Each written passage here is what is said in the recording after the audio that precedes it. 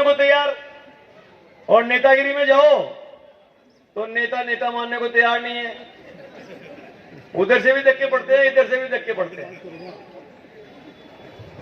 लेकिन मन में थोड़ा सा ये है,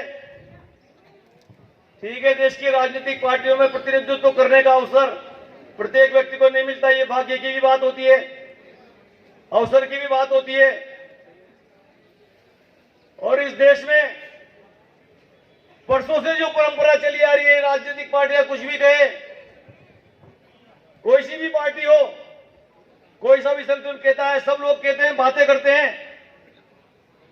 हमारे यहां जातिवाद की कोई व्यवस्था नहीं है, हम जाति विहीन संगठन की बात करते हैं।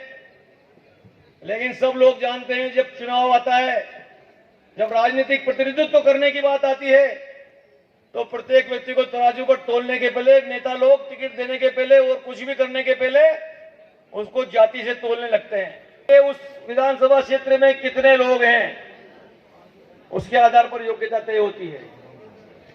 और उस मापदंड में मैं बहुत बहुत बहुत पीछे निकलता हूं। एक बार टिकट देने की बात चल रही थी, एक बहुत बड़े नेता ने, जो खुद कभी कोई चुनाव नहीं जीता, राज्यसभा में जाता रहा है बार बार, कभी एक वार्ड का भी चुनाव जिसने नहीं जीता। जब उसने मैंने मुझसे बात की, एक अनुभव बता रहा हूं जिंदगी का, और जिस संगठन में मैं काम करता हूं उसमें तो जातिवाद का कोई स्थान ही नहीं है, धर्म का भी स्थान नहीं है। लेकिन वहां पर मुझसे कहा, यार आपकी जाति के तो कितने लोग हैं उस विधानसभा में। मैंने कहा, भाई साहब, शिकायत तो यही था कि हमें जातिवाद से ऊपर उठना है, और हमने तो एक ही देश के नाते और इसके नाते ही सेवा का काम अब तक किया है, संगठन का काम किया है।